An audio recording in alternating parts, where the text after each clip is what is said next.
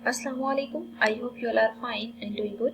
Welcome to new lecture and here we will discuss about the linear equations. ठीक है, अब देखिए linear equations क्या होती हैं. The equations of the type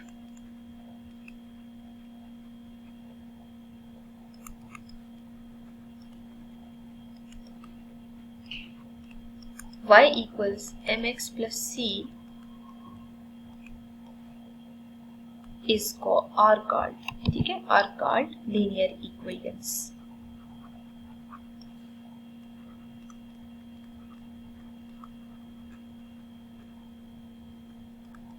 अब देखिए y equals mx plus c एक जनरल फॉर्म है, ठीक है, where m and c are constants here.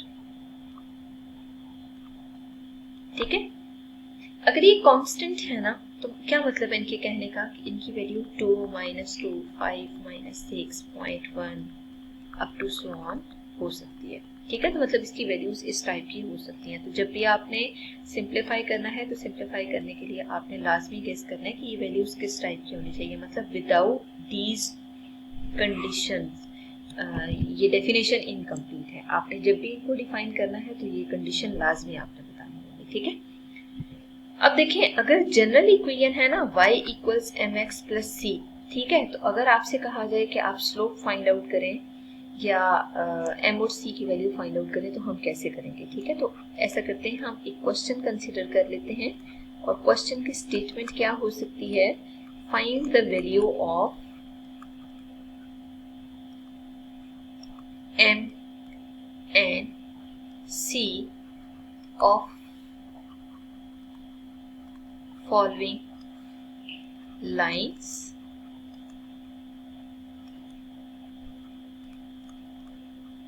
by expressing them in the form. ठीक है, और वो फॉर्म आपको गिवन है y equals mx plus c. ठीक है, मतलब अगर आपने इस फॉर्म में एक्सप्रेस करना है ना तो आपको क्या करना चाहिए. तो ऐसे करते हैं, हम इससे रिलेटेड कुछ क्वेश्चन सिंप्लीफाई कर लेते हैं. ठीक है, देखिए फर्स्ट ऑफ ऑल अगर आपको फर्स्ट पार्ट में गिवन हो 2x प्लस 3y इक्वल्स 0. ठीक है, आपने सबसे पहले वर्किंग ये करनी है जो आपको गिवन इक्वेशन है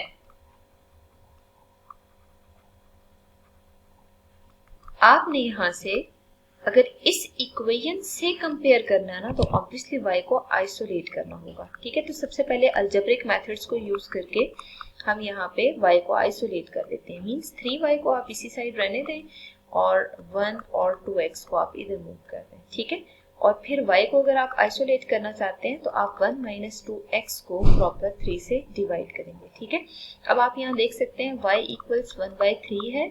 ठीक है, -2x/3 आ रहा है. ठीक है, अब आप इसको बेशक 1 मार्क कर दें. 1 मार्क करने के बाद लिखें कि compare above expression with standard form. ठीक है, और वो स्टैंडर्ड फॉर्म आपको क्या गिवन है, y equals mx plus c.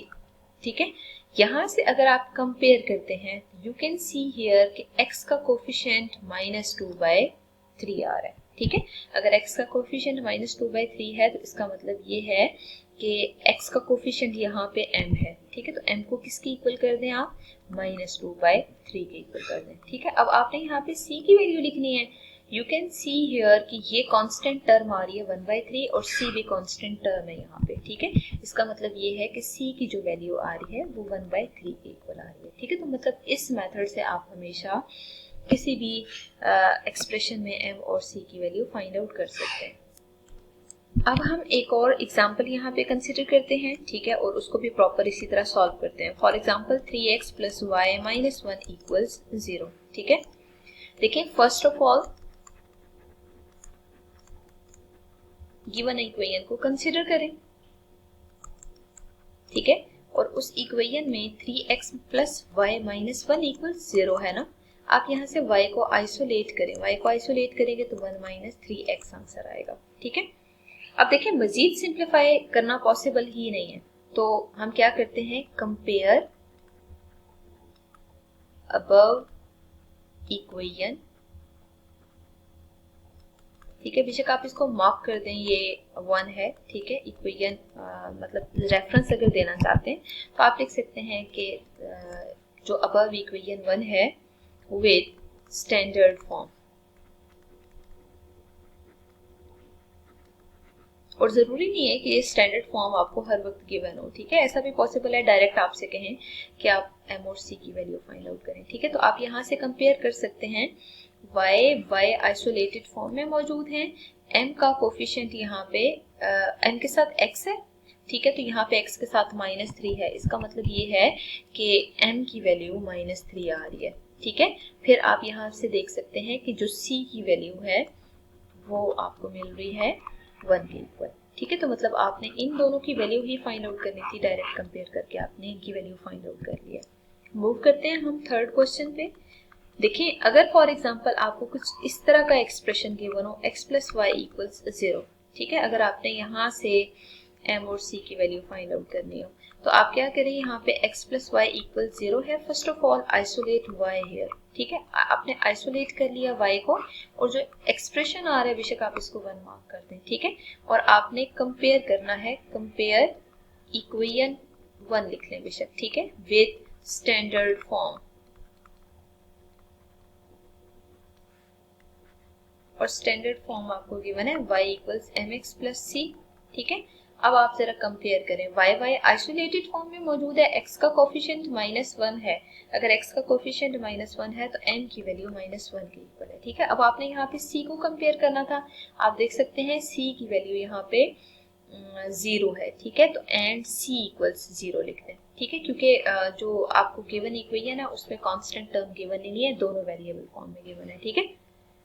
अगर देखें फोर्थ पार्ट में आपसे कहा जाए y इक्वल्स 5 एक इक्वेशन है, ठीक है, और यहाँ से आपने m और c की वैल्यू निकालनी है, ठीक है। तो देखिए सॉल्व करना तो पॉसिबल ही नहीं है, y equals 5 already simplified form में गिवन है, ठीक है। कंपेयर करें इसको जरा y equals mx plus c से, ठीक है। आप देख सकते हैं y आइसोलेटेड फॉर्म में x वाली टर्म मिसिंग है, अगर s वाली टर्म मिसिंग है ना, इसका मतलब है m 0 है और c जो है 5 के इक्वल आ रहा है, ठीक है। तो मतलब आप जब भी सॉल्व करते हैं तो ये जरूर माइंड में रखिएगा कि किस टाइप का आपके पास सोल्यूशन आ रहा है, कैसे आपने सॉल्व करना होगा, मतलब हमेशा जो है वो क्वेश्चन में डिफाइंड होता है कि आपने कौन सा वे अप्लाई करना है। अगर तो उन्होंने डायरेक्ट पूछा है तो डायरेक्ट वैल्यू फाइंड आउट करें, अगर उन्होंने आपसे कहा है कि स्टैंडर्ड फॉर्म में कन्वर्ट करने के बाद चेक करें तो ऑब्वियसली आप स्टैंडर्ड फॉर्म में कन्वर्ट करें, मींस y को आइसोलेट करें और उसके बाद फिर आप सिंप्लीफाई करें।